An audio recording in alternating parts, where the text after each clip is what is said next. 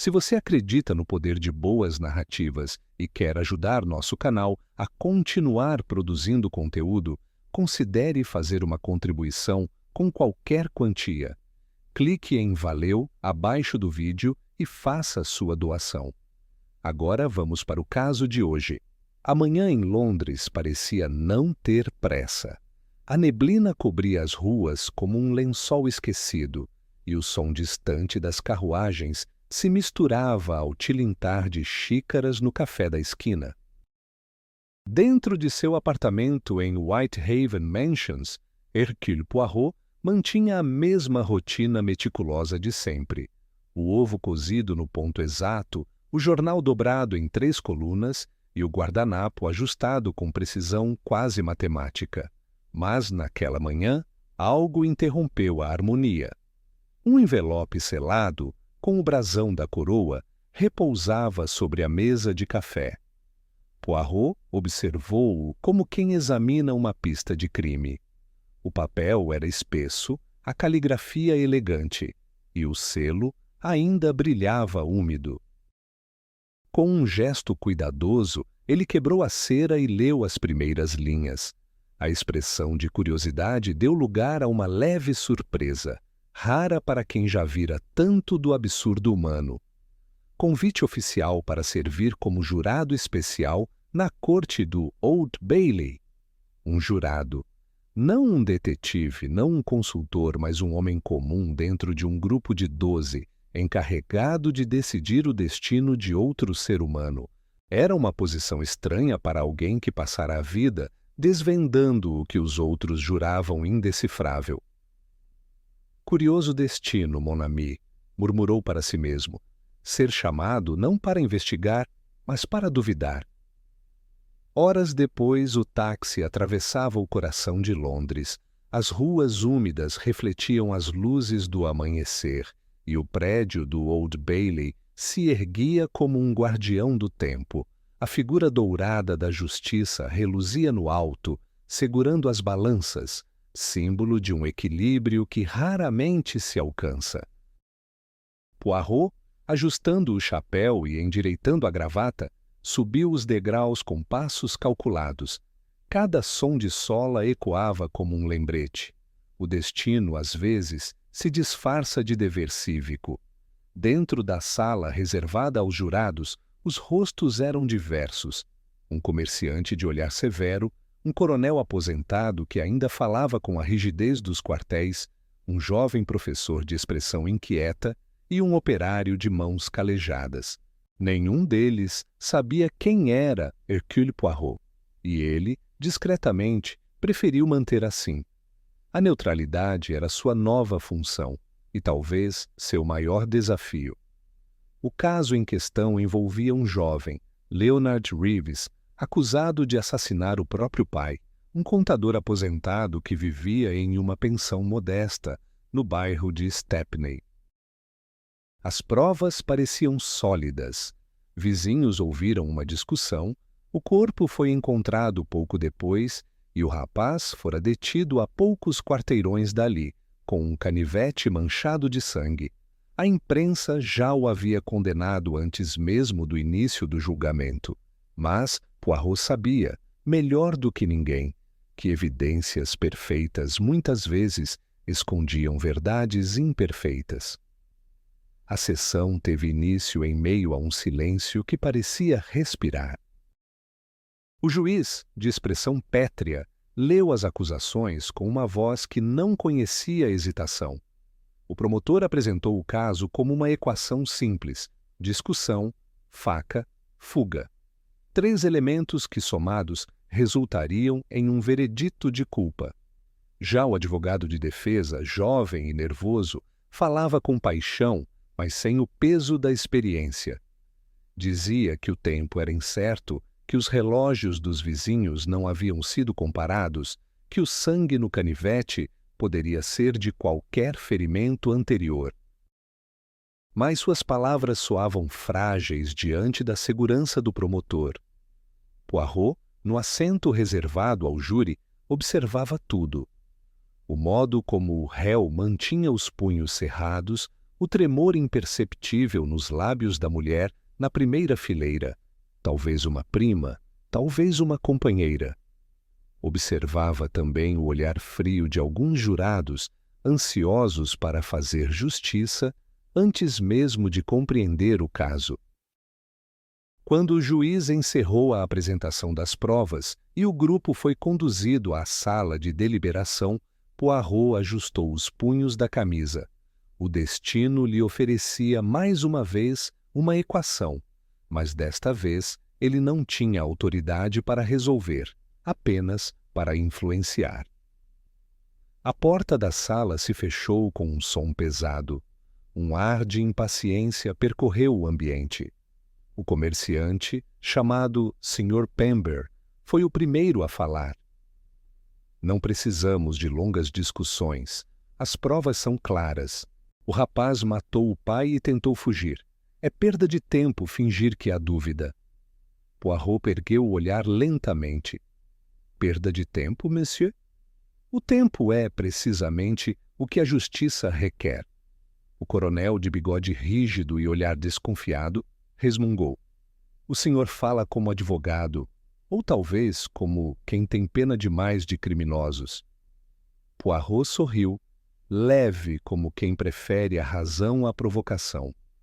Nem advogado, nem sentimental, meu caro. Apenas alguém que aprendeu, ao longo da vida, que um relógio atrasado pode custar uma vida. Alguns jurados riram, outros desviaram o olhar. Mas a frase plantou o primeiro fio de hesitação. O primeiro voto foi decidido por cédulas, 11 para culpado, 1 para inocente. O comerciante bateu a mão na mesa. Quem é o tolo? Poirot levantou a mão sereno. Sou eu. O silêncio caiu. O coronel bufou, o professor observou com curiosidade e o operário, um homem de poucas palavras, cruzou os braços esperando. Explique-se então, disse o coronel. Temos testemunhas, temos a arma, temos o motivo. Poirot pousou as mãos sobre a mesa, entrelaçando os dedos. Temos também a incerteza. E a incerteza, senhores, é a sombra que toda prova carrega consigo. O médico afirma que o homem morreu entre 10 e 11 horas, sem precisão. O vizinho ouviu um grito, mas seu relógio nunca foi comparado ao tempo público. O canivete é comum. O sangue, apenas consistente com o da vítima. E a chave da escrivaninha, onde guardava dinheiro, desapareceu. Talvez o crime não seja apenas de sangue, mas também de ganância. As palavras de Poirot não soaram como defesa, mas como provocação intelectual. Ele não dizia, o rapaz é inocente. Dizia apenas, a verdade ainda não chegou.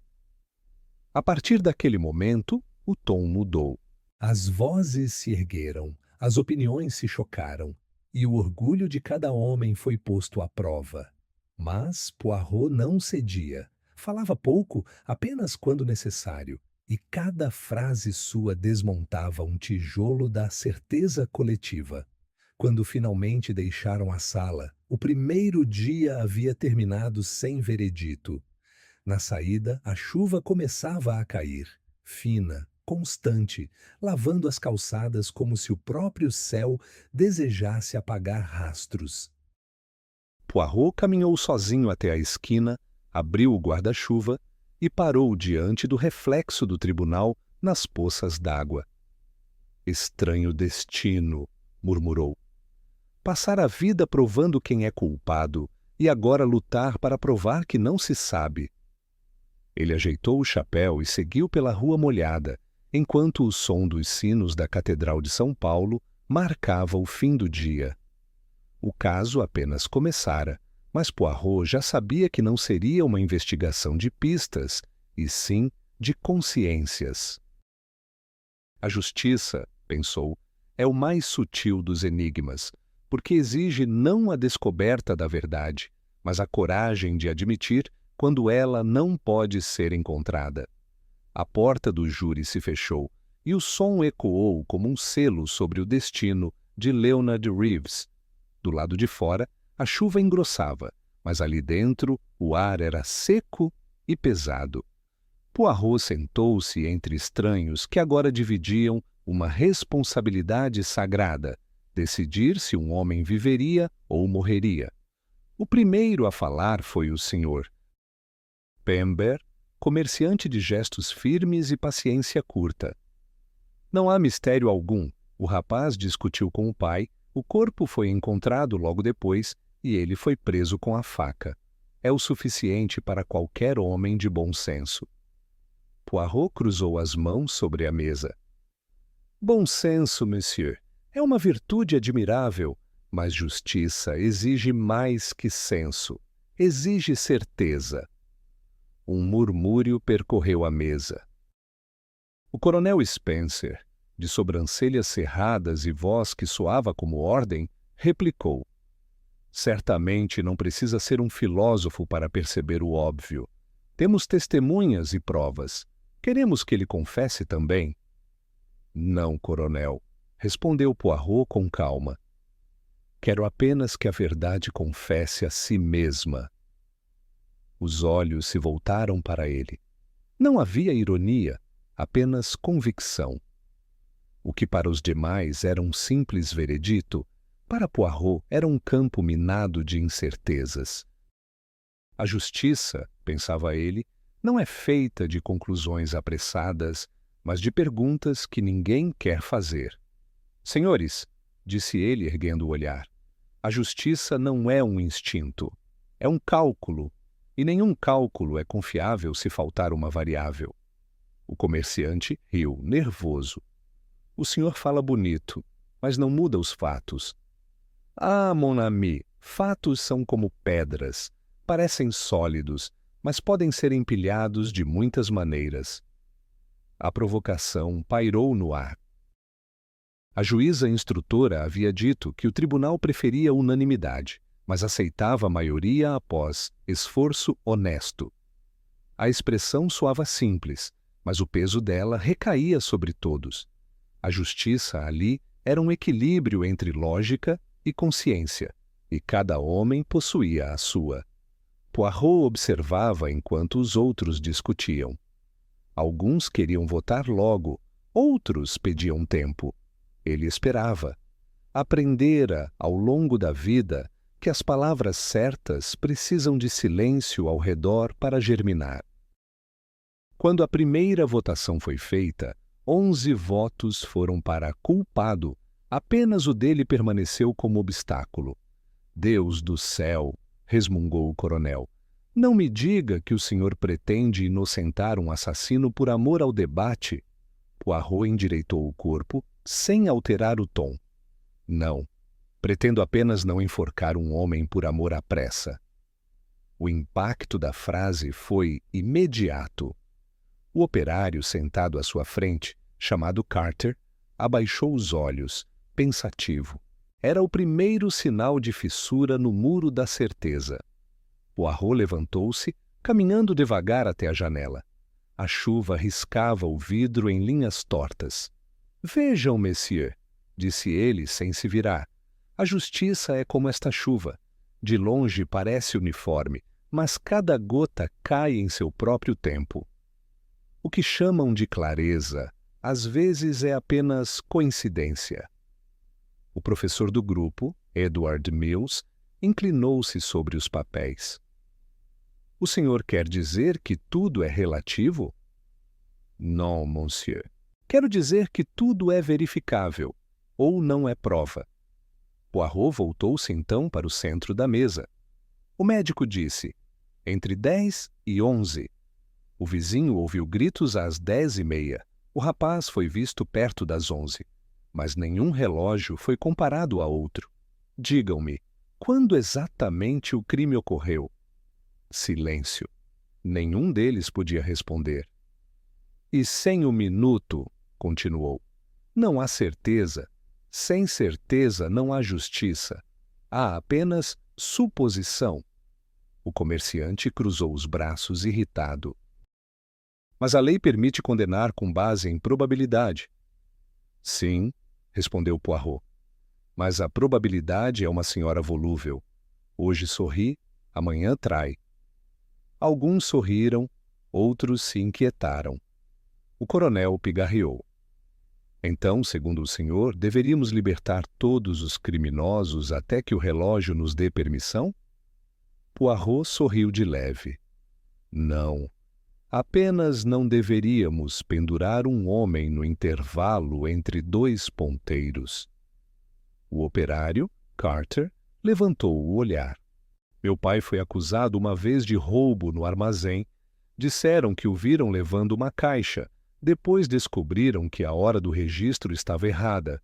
Ele quase perdeu o emprego por causa de 2 minutos. A sala se calou. Até o coronel hesitou. Poirot assentiu. 2 minutos, monsieur. Podem separar a culpa da inocência ou a pressa da justiça? O comerciante tentou interromper, mas Poirot ergueu a mão. Vejam, senhores, o que é realmente assustador não é a incerteza. É o desejo que temos de eliminá-la a qualquer custo. Preferimos um erro confortável à dúvida desconfortável. Aquela afirmação tocou fundo. O professor, que até então mantinha postura neutra, falou. Talvez a justiça não seja encontrar a verdade, mas reconhecer quando ela não pode ser provada. Poirot olhou para ele, satisfeito. Exato. A lei não exige onisciência, exige prudência. Enquanto discutiam, o clima mudou. O que antes era pressa, tornou-se reflexão. O comerciante, outrora impaciente, agora rabiscava cálculos no papel, tentando organizar os horários. O coronel permanecia rígido, mas menos agressivo. E o operário, aquele que vivia a dureza das ruas, começava a compreender que justiça não era apenas punir, mas também impedir que o erro se tornasse lei. Quando o relógio na parede marcou o fim da primeira hora de deliberação, o grupo já não era o mesmo. A dúvida havia entrado, e a dúvida, uma vez instalada, nunca sai pela mesma porta por onde entrou. Poirot observou os rostos, um a um. O peso da responsabilidade agora era visível. Senhores, disse ele por fim, a justiça é uma dama que caminha devagar. Se tentarmos empurrá-la, ela cai, e quando cai, arrasta todos consigo. A segunda votação foi diferente. O comerciante ainda votou culpado, mas hesitou antes de marcar o papel. O operário votou não culpado. O professor também. O coronel manteve sua firmeza militar.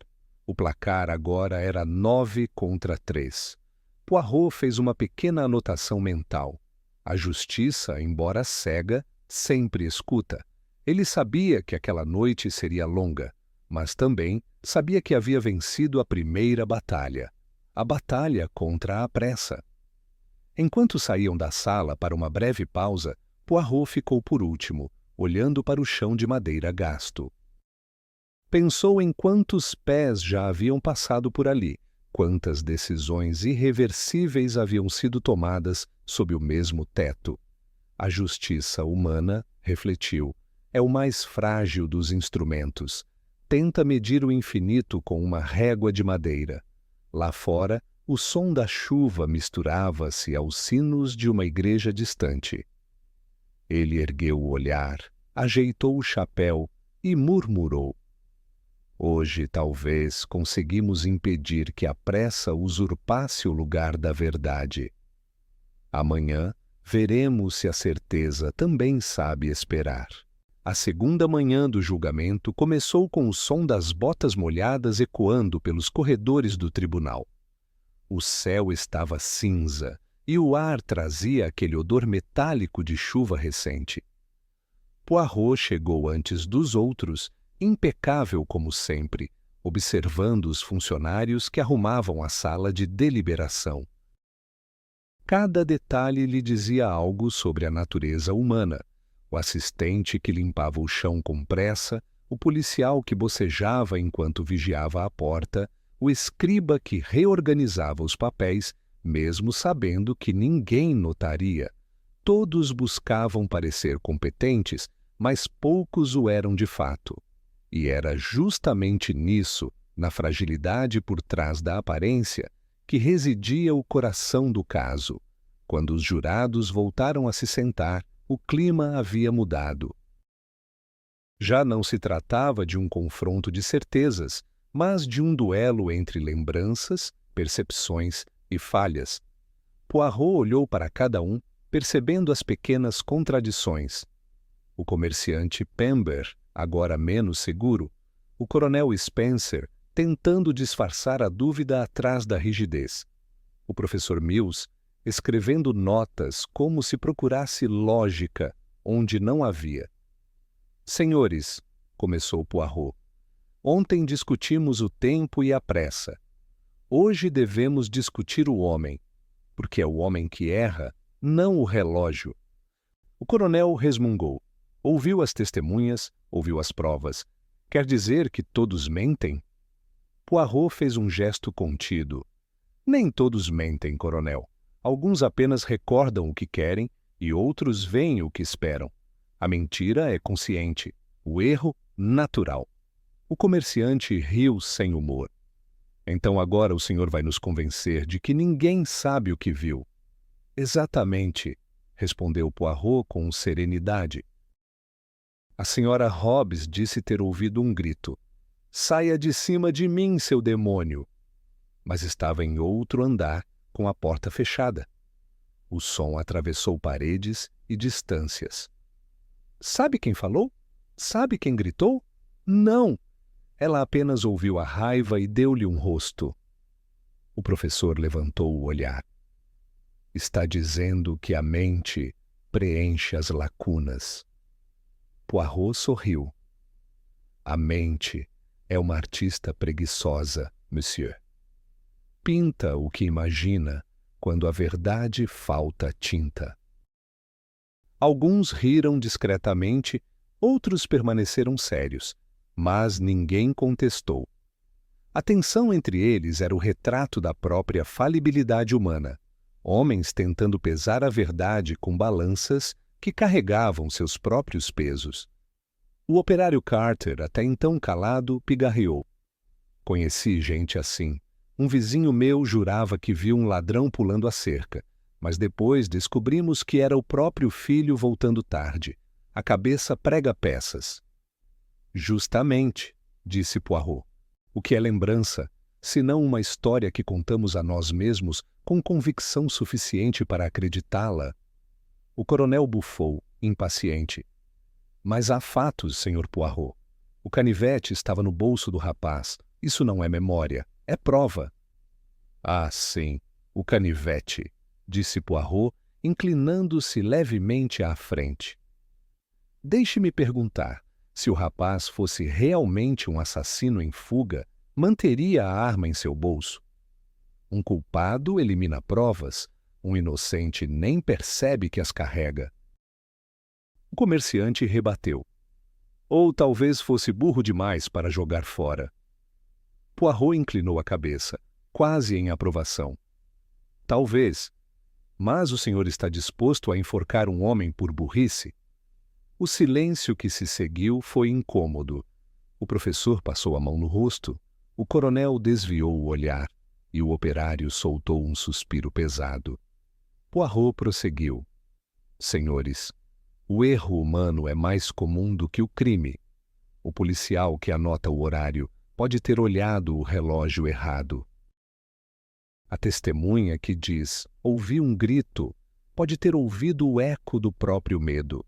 Até o perito que analisou o sangue admitiu que ele era apenas compatível, não comprovado. E, no entanto, aqui estamos, prontos para decidir uma vida sobre um mosaico de incertezas. Pember esfregou a testa, visivelmente irritado. Se formos esperar por provas perfeitas, nunca condenaremos ninguém. Poirot ergueu o olhar, calmo. E se não esperarmos, monsieur, Um dia condenaremos alguém que não fez nada. As palavras pesaram mais do que ele esperava. Aquele era o ponto em que a lógica encontrava o medo de errar. Para aliviar o clima, o professor tentou uma abordagem prática. Talvez devêssemos revisar as declarações uma a uma. Comecemos pela senhora Hobbs. Poirot concordou. O grupo seguiu o raciocínio. Releu as notas, horários, sons, expressões. E cada vez que tentavam encaixar as versões, elas se contradiziam. O que parecia sólido se desfazia com a simples pergunta: como sabe disso? O coronel, cada vez mais frustrado, exclamou: estamos afundando em detalhes. O rapaz tinha motivo. Dinheiro. O pai o expulsou e havia dinheiro desaparecido. Poirot assentiu lentamente. Sim, há dinheiro faltando, mas a escrivaninha foi arrombada, não destrancada. Isso é fúria ou premeditação? E a chave, onde está? Nenhum de nós pode responder. O comerciante coçou o queixo. Talvez o rapaz tenha pegado a chave depois. Ou talvez alguém já a tivesse, completou Poirot. Em lugares como aquele, segredos são raros e fechaduras ainda mais. O operário acenou com a cabeça. É verdade. Eu morei num quarto assim. Todo mundo sabe da vida de todo mundo. Se o pai guardava dinheiro ali, meio bairro sabia. Poirot sorriu. Exato. E é essa a falha mais antiga do ser humano, acreditar que apenas ele conhece seus segredos. As horas se arrastaram. O café esfriou nas xícaras. Lá fora, o sino da catedral soou 12 vezes. Dentro da sala, cada toque parecia marcar uma dúvida a mais. Finalmente, o professor tomou a palavra. Se tudo pode ser erro, então o que é prova? Poirot respondeu com a serenidade de quem já conhecia a resposta antes da pergunta. Prova é aquilo que resiste ao erro de todos. E até agora, nada neste caso resistiu. A frase ecoou entre eles. Pember abaixou o olhar, derrotado pela própria lógica. O coronel, ainda que relutante, não tinha réplica. E o operário, que até então parecia um homem simples, falou com convicção. Meu pai dizia que a gente só erra 2 vezes na vida, quando fala com raiva e quando julga com pressa. Parece que esse caso tem os 2. Poirot sorriu discretamente. Seu pai era um filósofo, monsieur? Era pedreiro, respondeu o homem. Mas sabia mais de peso do que qualquer balança. Um leve riso percorreu a sala. Pela primeira vez, o grupo respirou. O clima de confronto deu lugar a um sentimento quase humano de reconhecimento. Todos, em algum momento, já haviam sido vítimas das próprias falhas. Então, senhores, concluiu Poirot, não busquemos a perfeição, busquemos apenas honestidade. A lei não pede que sejamos deuses, apenas que sejamos atentos. Um julgamento justo não é o que decide certo, mas o que se recusa a decidir errado. Quando o relógio marcou o fim da tarde, o segundo voto foi feito. O resultado surpreendeu até os mais convictos. 6 culpados, 6 inocentes. A balança, enfim, estava nivelada, e frágil como nunca. Poirot arrumou seus papéis, levantou-se e caminhou até a janela. A chuva havia parado. O reflexo do céu sobre o vidro mostrava apenas uma cidade exausta, feita de erros e tentativas. Ah, murmurou, a falibilidade humana, o único mistério que nunca se resolve, apenas se repete. O terceiro dia amanheceu com o mesmo céu nublado sobre Londres, mas dentro do tribunal o clima havia mudado. As vozes já não eram tão firmes, os olhares já não tinham a mesma certeza. O empate da noite anterior havia deixado uma sombra sobre todos. a dúvida, uma presença silenciosa e incômoda. Poirot entrou na sala de deliberação com sua habitual compostura, mas por trás da calma observava com atenção o comportamento dos homens ao redor. Cada um, à sua maneira, trazia para o julgamento não apenas o caso, mas também suas histórias, seus medos, suas crenças. E era isso que mais o preocupava. Quando a porta se fechou, o comerciante Pember, sempre o primeiro a falar, soltou um suspiro impaciente. Já discutimos tempo, provas e até sentimentos. Falta o quê agora? A confissão do réu? Por que não vai acontecer? O coronel Spencer endireitou a postura. Esse rapaz é do tipo que não confessa nem sob ameaça. Gente assim não muda. Cresce sem disciplina, sem princípios, e termina assim, um criminoso. Poirot o observou em silêncio por alguns segundos antes de responder. Cresce sem disciplina ou sem oportunidades, coronel? Spencer franziu o senho. É o mesmo? Non, mon ami, a disciplina é o que se escolhe, a oportunidade é o que se recebe, e nem todos recebem a mesma porção. O operário Carter, sentado ao fundo, murmurou. O senhor tem razão. Conheço muitos rapazes que perderam tudo por nascer no bairro errado. O comerciante soltou um riso curto. Ah, a velha história de sempre. A sociedade é culpada? Não sejamos ingênuos, senhores. Cada homem sabe o que faz. Nem sempre, disse Poirot calmamente. O julgamento fácil é o refúgio dos que nunca precisaram ser julgados. A frase caiu como uma pedra na água, abrindo círculos que se expandiram entre os presentes. O coronel endireitou o corpo, ofendido. Está insinuando que nós não somos justos? Estou apenas lembrando, respondeu Poirot, que a justiça não é cega. É míope, enxerga melhor de perto, quando olha para si mesma. O professor Mills, até então silencioso, inclinou-se para a frente. Talvez o senhor esteja sugerindo que estamos julgando mais o rapaz do que o crime. Poirot assentiu. Exatamente, monsieur. Quando olhamos para Leonard Reeves, não vemos apenas um acusado, vemos o reflexo das nossas próprias ideias sobre quem merece ou não perdão. O operário cruzou os braços. Ele é pobre, isso já basta para metade da cidade achar que é culpado. O comerciante retrucou de imediato. Pobreza não é desculpa para matar o pai? Nem riqueza é licença para julgar, devolveu Poirot com tranquilidade. O silêncio que se seguiu foi denso. Lá fora, o som distante das carruagens e o toque de um sino se misturavam ao ranger da cadeira do coronel. Cada um parecia mais incomodado com o espelho que o detetive lhes colocava à frente do que com o próprio caso. Senhores, disse Poirot, retomando o tom analítico, percebam o padrão. Quando a prova falha, recorremos à opinião. Quando a lógica enfraquece, buscamos conforto no preconceito. É a tentação mais antiga da humanidade, acreditar que se entende o outro apenas por olhá-lo. O professor anotava cada frase com afinco. O operário observava com respeito, mas o coronel resistia.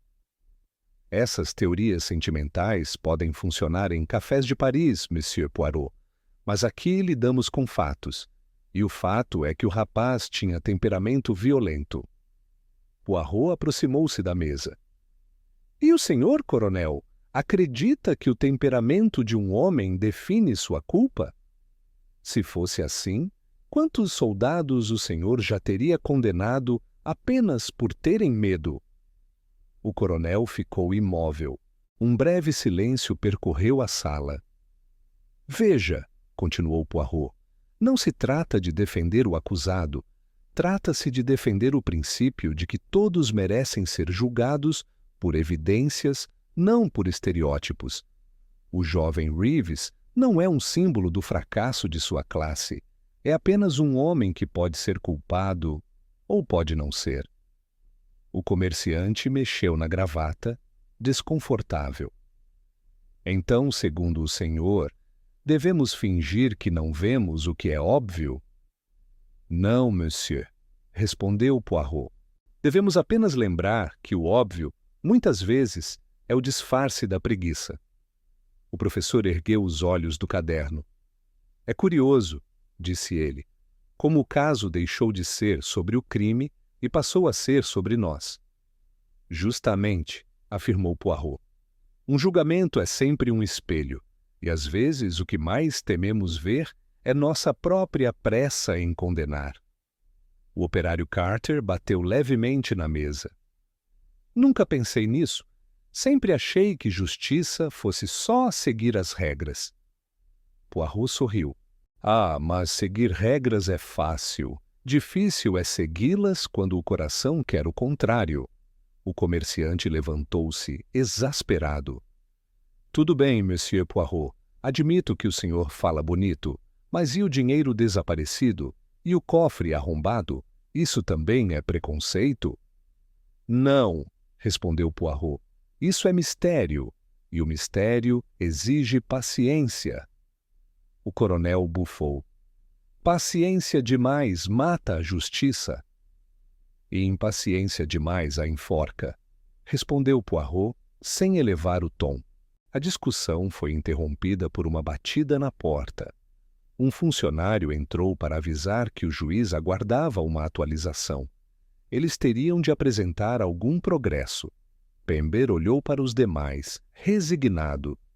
Vamos votar novamente. Talvez isso acabe logo. O grupo concordou. As cédulas foram passadas, os lápis riscaram o papel. Quando Pember as recolheu, olhou para Poirot com desdém. O senhor ainda é o único que vota inocente? Poirot sorriu, leve. Ah, monsieur, já não estou sozinho. A dúvida agora tem companhia. De fato, quando o resultado foi anunciado, 4 jurados haviam mudado de voto. O placar agora era 8-4, mas desta vez 8 pela absolvição. O coronel ficou pálido. Vocês estão se deixando enganar por sentimentalismos. O operário respondeu sem erguer a voz. Não, coronel. Estamos apenas cansados de confundir justiça com vingança. O professor completou. E talvez estejamos percebendo que a verdade não escolhe lado. Poirot, observando o grupo, percebeu o que realmente havia mudado. Não era a opinião deles sobre o acusado, era a opinião deles sobre si mesmos. O comerciante falava menos, o coronel já não impunha medo, e até o operário, antes tímido, encontrava palavras firmes. O julgamento estava transformando-os, como se cada dúvida derrubasse um pedaço do muro que os separava. Senhores, disse Poirot, após um momento de silêncio, não há nada mais perigoso do que um homem convencido de que é justo. Porque o justo que não duvida de si mesmo torna-se inquisidor. As palavras foram ditas sem ênfase, mas o efeito foi profundo. O coronel abaixou o olhar. Pember apoiou o queixo na mão, pensativo. O professor anotou a frase com precisão quase reverente. Poirot sabia que não precisava mais argumentar. A batalha contra o preconceito não se vence pela força, mas pela lucidez. Bastava que cada um percebesse, dentro de si, o quanto estava disposto a acreditar no que era confortável. Quando deixaram a sala naquele fim de tarde, a chuva voltara, fina e constante. No corredor, os passos ecoavam sob o teto alto do tribunal. Poirot caminhava devagar, as mãos cruzadas atrás das costas, a cabeça ligeiramente inclinada. Um repórter apressado passou por ele sem reconhecer o pequeno homem de bigode impecável. Poirot sorriu sozinho, com a tranquilidade de quem compreende o peso das aparências. Curioso, murmurou. Como o preconceito é o único crime que nunca precisa de prova.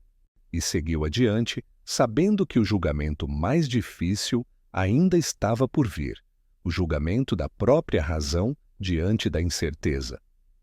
O quarto dia trouxe uma atmosfera quase cerimonial. Os jurados já não eram os mesmos homens que haviam entrado no tribunal dias antes. O cansaço dera lugar à introspecção, e cada um, à sua maneira, parecia carregar o peso invisível da responsabilidade. Naquele silêncio inicial, Poirot observava, não com o olhar de um inquisidor, mas com a paciência de quem espera que a razão amadureça. O comerciante Pember chegou com um maço de anotações, o coronel Spencer com o mesmo ar inflexível e o operário Carter com o semblante preocupado. O professor Mills, por sua vez, parecia cada vez mais curioso com o raciocínio de Poirot. Era ele quem, talvez sem perceber, começava a transformar o debate em aprendizado. Poirot, já acomodado em sua cadeira, abriu o pequeno caderno de anotações. Senhores, começou, até agora falamos de justiça, de erro e de preconceito, mas a verdade não se alcança com emoções. A verdade é filha da lógica, e hoje deixaremos que ela fale. O coronel franziu o senho. Lógica? Estamos discutindo um crime, não um problema de álgebra. Poirot ergueu o olhar, sereno. Ah, mas é exatamente isso, mon coronel. Um crime é a mais humana das equações, e como toda equação, deve ter coerência. A sala se aquietou. Ele continuou. Comecemos então com os números que temos. A morte ocorreu entre 10 e 11 da noite. Nenhum relógio foi verificado. A testemunha ouviu um grito às 10h30, mas não viu quem falou. O corpo foi encontrado pouco depois, o rapaz visto às 11, e a faca com sangue em seu bolso. Agora perguntem, o que exatamente isso prova? O comerciante respondeu com impaciência. Prova que ele estava lá, perto da hora e com a arma. Exato, disse Poirot, mas estar perto não é o mesmo que estar dentro, e possuir uma faca não é o mesmo que usá-la. A lógica, senhores, não aceita atalhos. O professor interveio. Então, segundo o senhor, o encadeamento das provas não fecha? Poirot fez um gesto afirmativo. Não sem invenções. A promotoria presume que o rapaz matou o pai por dinheiro. Mas se o crime foi de fúria, por que forçar a fechadura da escrivaninha? Se foi de roubo, por que deixar a faca no bolso? São contradições que a emoção ignora, mas a razão expõe. O coronel inclinou-se à frente. O senhor está dizendo que outra pessoa entrou ali depois? Talvez, respondeu Poirot. Ou antes. Não o sabemos. Mas a lógica admite ambas as hipóteses, e o dever de um júri é não eliminar nenhuma sem provas. O operário, coçando o queixo, falou devagar. Lembro que o dono da pensão disse que o pai guardava dinheiro em casa. Muita gente podia saber disso. Poirot apontou para ele satisfeito. Sim, Monsieur Carter. O segredo de um homem pobre raramente é segredo. E onde há tentação, há oportunidade. Eis uma linha de raciocínio que merece existir. O comerciante bufou. Mas não há rastro de outro suspeito. Poirot respondeu prontamente. Nem de certeza contra o que temos. O raciocínio lógico não é provar o que se quer, mas eliminar o que não se pode. O professor sorria levemente. O senhor conduz isso como se fosse uma lição de matemática. Talvez seja, disse Poirot. A lógica é uma forma de bondade, porque obriga o homem a duvidar de si mesmo. O silêncio que se seguiu foi de reflexão, não de tensão. O coronel, pela primeira vez, parecia hesitar. O comerciante olhava suas próprias anotações com desconforto. O operário, calado, observava Poirot como quem ouve alguém que dá forma ao que ele apenas pressentia. Poirot continuou. Vejamos outro ponto. A chave da escrivaninha desapareceu. O assassino a levou ou ela já não estava lá. Se o filho matou o pai, por que a esconderia? E se foi outro, por que forçar o móvel em vez de usar a chave? Essas perguntas não são retóricas, monsieur. São buracos na narrativa. O professor assentiu. A ausência de lógica é a presença do engano. Exatamente, respondeu Poirot. E quando um caso exige fé em vez de razão, é porque algo está sendo escondido. O comerciante, visivelmente desconfortável, tentava resistir. Mas é impossível que tudo seja coincidência. Poirot o olhou com doçura. Coincidência, monsieur, é apenas o nome que damos ao que ainda não entendemos. As palavras pairaram no ar e a resistência começou a ruir. O coronel, antes impetuoso, passou a escutar. O comerciante, que exigia condenação, agora relia seus apontamentos com menos convicção. A lógica de Poirot não apenas desmontava argumentos, ela libertava os homens do peso de querer estar certos. Senhores, disse o detetive após uma pausa, um veredito justo não é aquele que satisfaz, mas o que resiste à lógica. E até agora, nada nesta história se sustenta sem invenção. A cada suposição que fazemos, precisamos de outra para sustentá-la. Isso não é justiça, é literatura. O professor sorriu, compreendendo. Estamos escrevendo um romance, não julgando um crime. Perfeitamente, disse Poirot. E o papel do júri é fechar o livro quando as páginas começam a mentir. O operário levantou a cabeça. O senhor acha, então, que o rapaz é inocente? Poirot respondeu com a calma que o caracterizava. Acho apenas que não há prova de culpa. E quando a prova não existe, o único veredito possível é a dúvida. O coronel apoiou as mãos na mesa. Mas a dúvida não protege a sociedade. Ah, mon colonel, respondeu Poirot. A dúvida protege a justiça. A sociedade pode sobreviver a um culpado em liberdade, mas não a um inocente enforcado. A frase, dita sem ênfase, atravessou a sala como uma sentença definitiva. O coronel não respondeu. O comerciante respirou fundo. O professor anotou mais uma linha em seu caderno. E o operário assentiu, pensativo. Por longos minutos, ninguém falou. O som distante dos sinos de St. Paul's ecoava do lado de fora, misturando-se ao tic-tac do relógio da parede. Poirot fechou o caderno. Proponho uma última votação, disse. Mas antes, cada um de nós deve responder a uma pergunta simples. O que, se provado, nos faria mudar de opinião? O professor respondeu primeiro. 1 hora exata para o crime. O comerciante. Uma testemunha que o visse sair da sala. O operário. A chave. O coronel, hesitante, disse por fim. Uma razão que fizesse sentido. Poirot assentiu. Eis o problema, messieurs. Não há nada disso, só suposições. E um homem não deve morrer por suposições. As cédulas foram distribuídas. O papel amarelado, o som dos lápis riscando, o suspense contido. Quando o comerciante recolheu os votos, sua expressão já denunciava o resultado. 3 culpados, anunciou. 9 inocentes. Ninguém comemorou. A decisão parecia pesar mais pela consciência do que pela vitória. O coronel ficou em silêncio, olhando para o chão.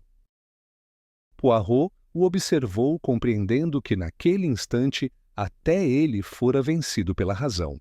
Não pela de Poirot, mas pela própria.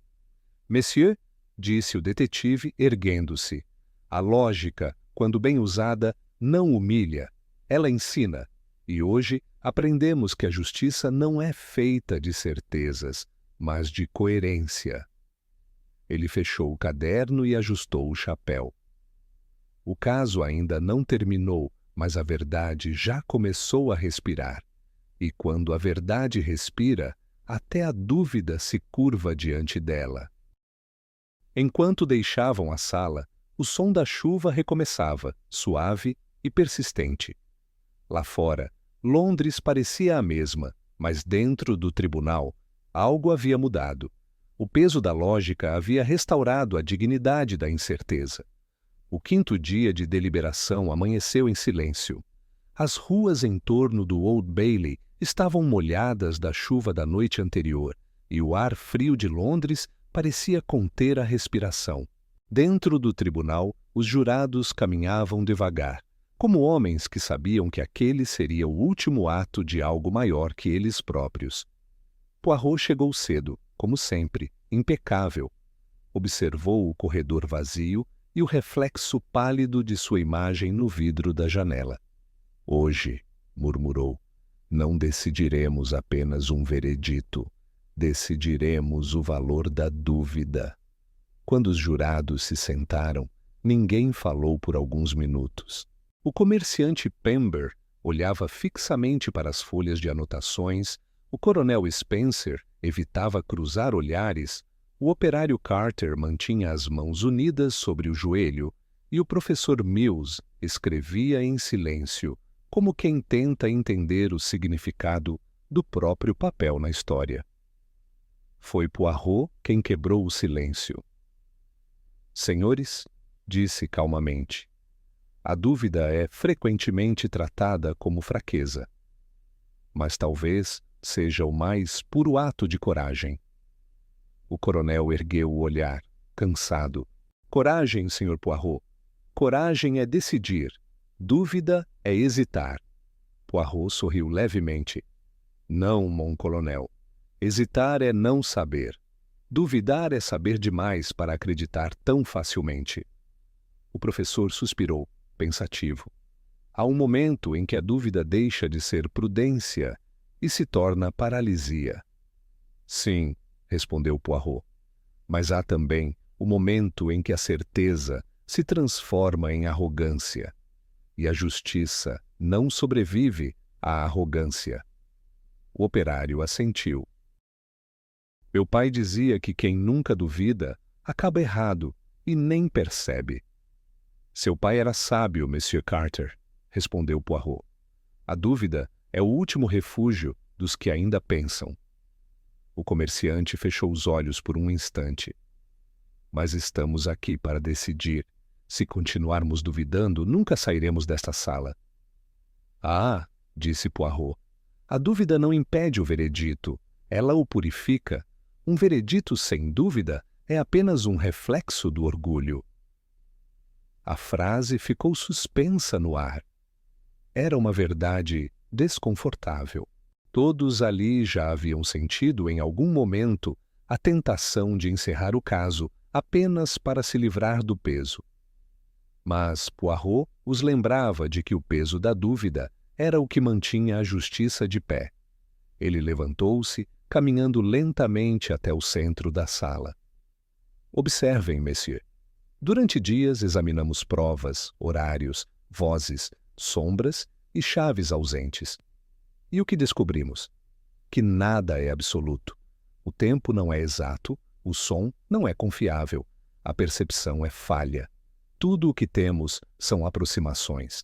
E, no entanto, a lei exige certeza. A dúvida, então, é o limite moral que impede o homem de brincar de Deus. O coronel esfregou o rosto, exausto. Está dizendo que devemos sempre libertar o réu quando restar um grão de incerteza?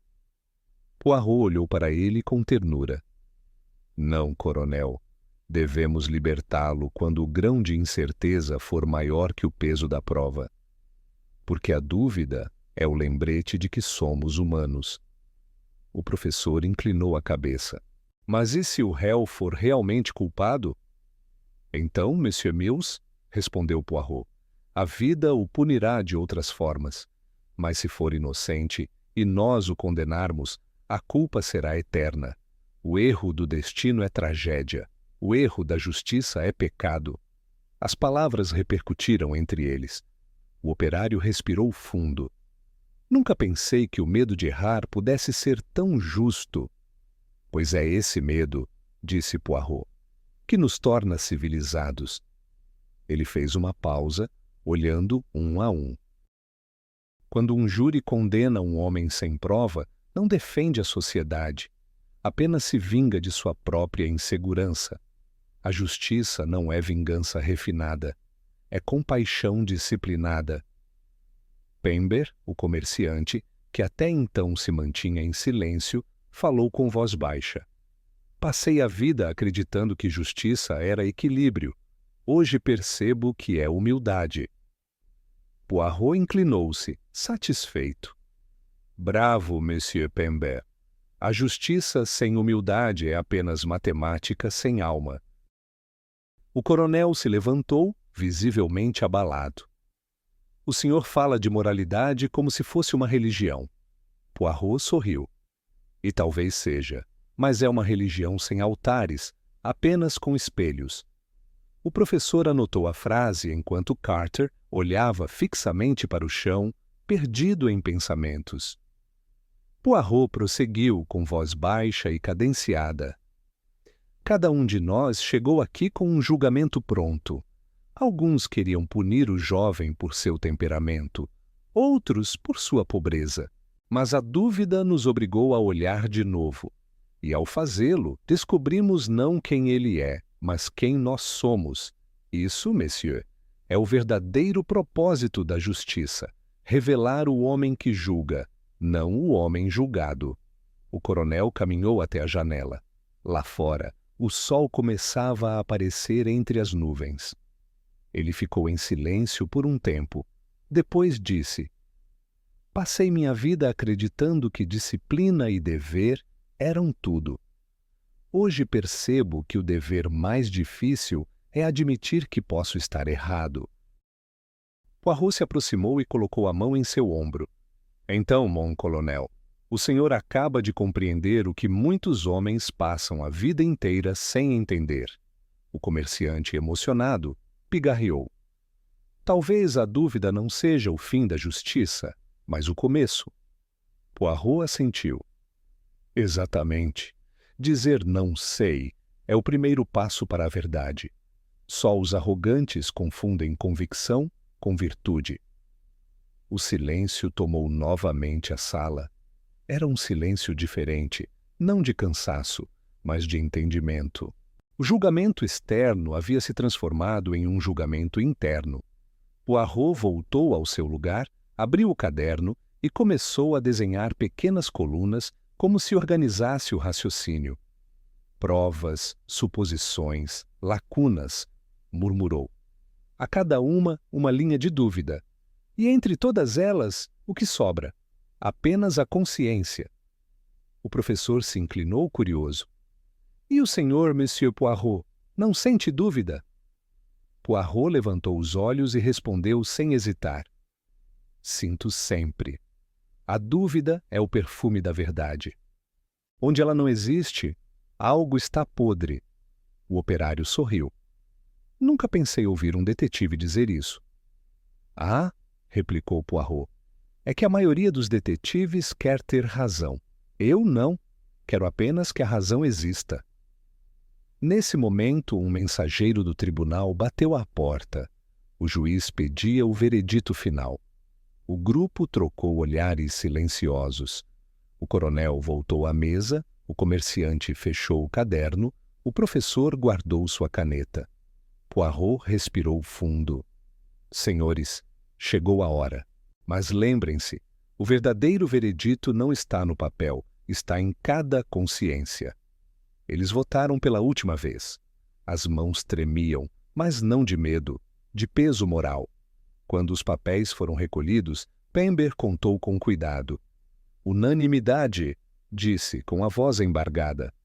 Não culpado. O coronel fechou os olhos por um instante, depois assentiu. Que Deus nos permita estar certos, ou ao menos não estar errados. Poirot olhou para ele com gentileza. Deus não julga quem duvida, mon colonel, apenas quem finge certeza. Enquanto saíam, o som das botas ecoava pelos corredores. Lá fora, o céu finalmente se abria e um raio de luz dourada atravessava os vitrais do tribunal. O ar parecia mais leve, quase purificado. Poirot caminhou até a escadaria principal, parou e olhou para cima, onde a estátua dourada da justiça mantinha a balança erguida. Estranho símbolo, disse a si mesmo. Pesamos tudo, menos nossa própria convicção. E ali, entre a luz e o mármore frio, compreendeu que aquele não fora um julgamento sobre culpa ou inocência, mas sobre o valor de reconhecer o limite humano diante do desconhecido. Para Poirot, a moral da dúvida era simples. A certeza alimenta o orgulho. A dúvida sustenta a justiça. O julgamento de Leonard Reeves chegara ao fim. O murmúrio na sala do tribunal parecia um eco distante de tudo o que aqueles dias haviam sido, longos, exaustivos e reveladores. Quando o juiz pediu silêncio e o escrivão se levantou para ler o veredito, cada homem do júri prendeu a respiração. O ar estava pesado, mas havia um tipo de paz no ar, a paz que nasce quando a consciência se esvazia de certezas. O comerciante Pember manteve os olhos fixos no chão. O coronel Spencer, de rosto rígido, parecia ter envelhecido 10 anos. O professor Mills apoiava o lápis entre os dedos, imóvel, e o operário Carter olhava fixamente para o réu, como quem deseja que aquele instante seja o último de uma luta interior. Poirot, sentado no centro, manteve as mãos cruzadas sobre o joelho, observando com serenidade.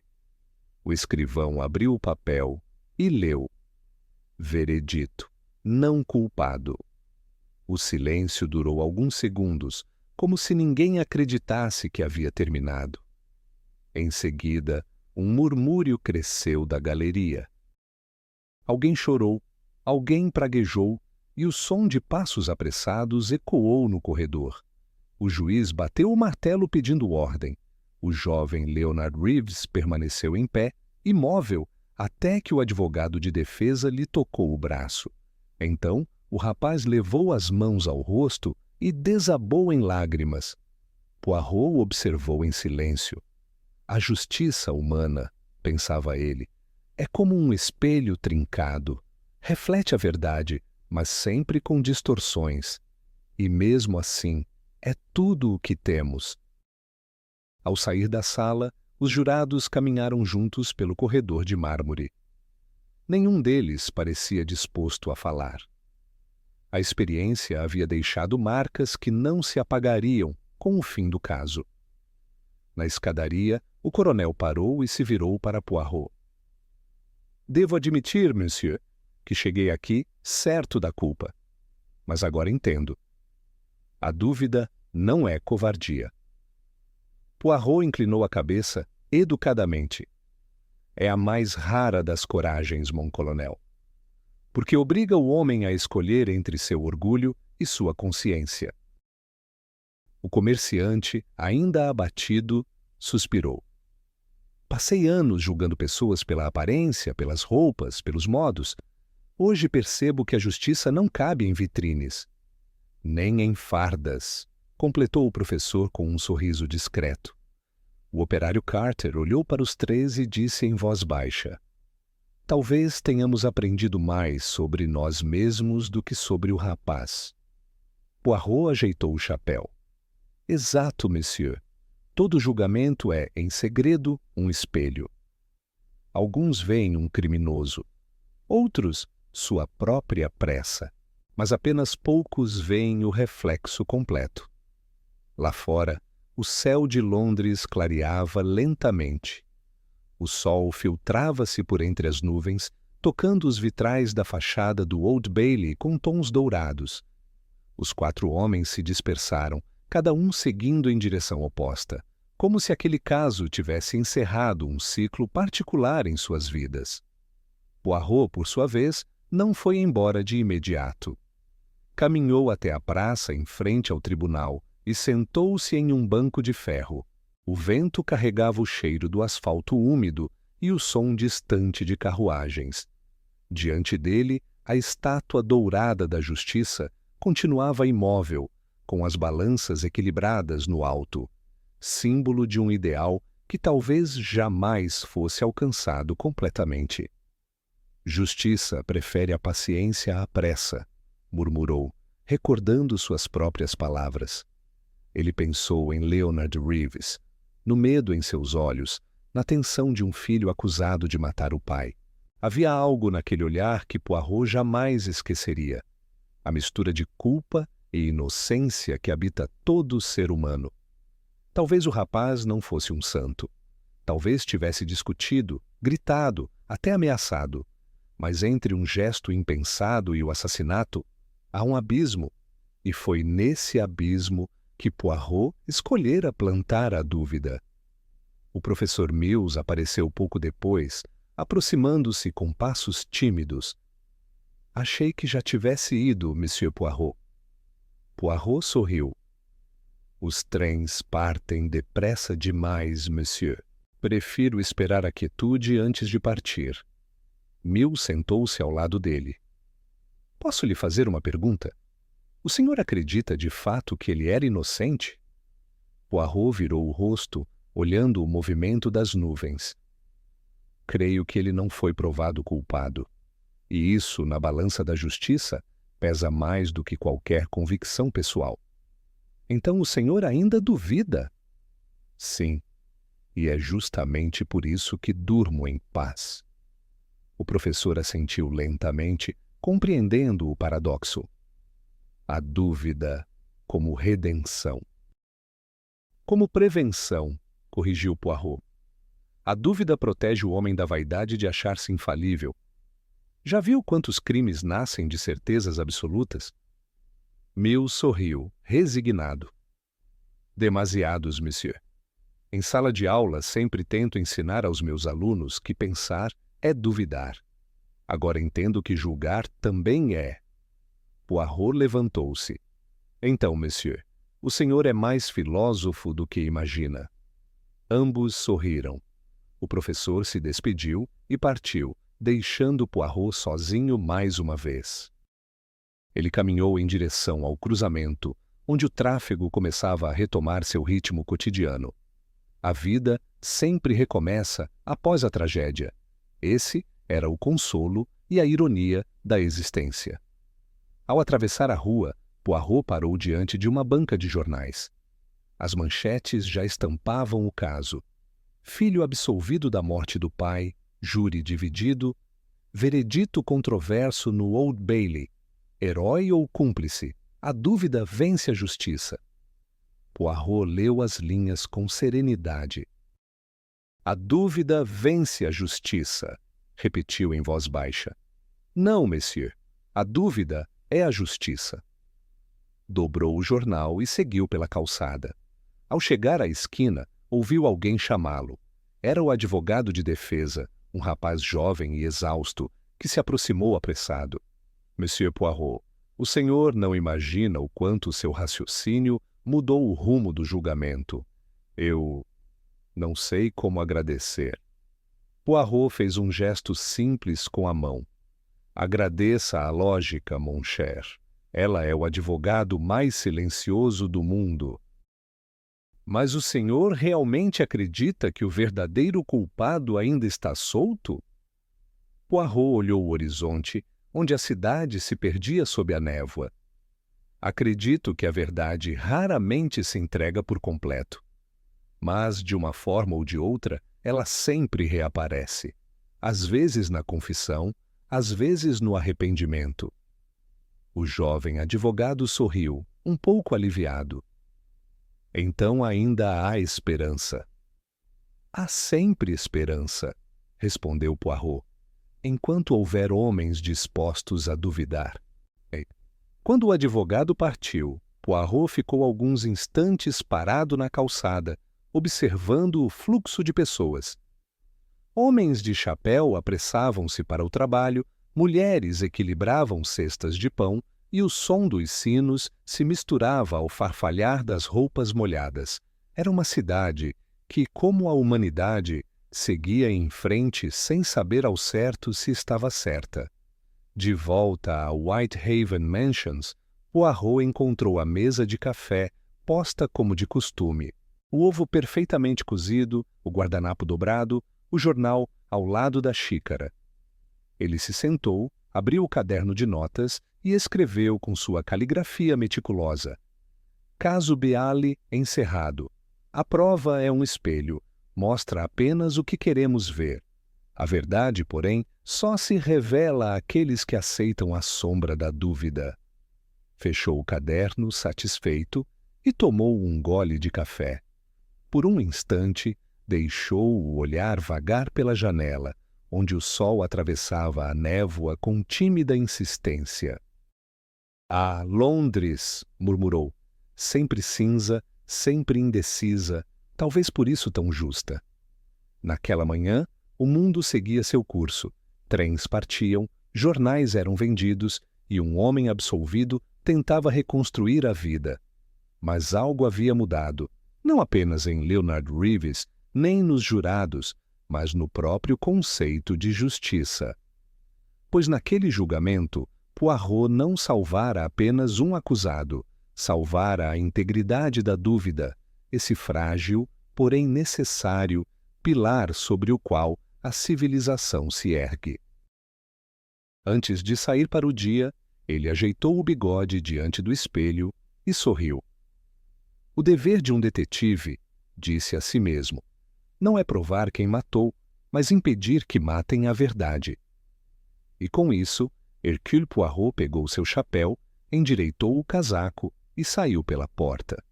A cidade o recebeu com o mesmo barulho de sempre, indiferente e viva. Mas, no fundo, o detetive sabia que aquele caso deixara algo invisível no ar, uma lição que ecoaria por muito tempo. A justiça pode errar. A dúvida, jamais.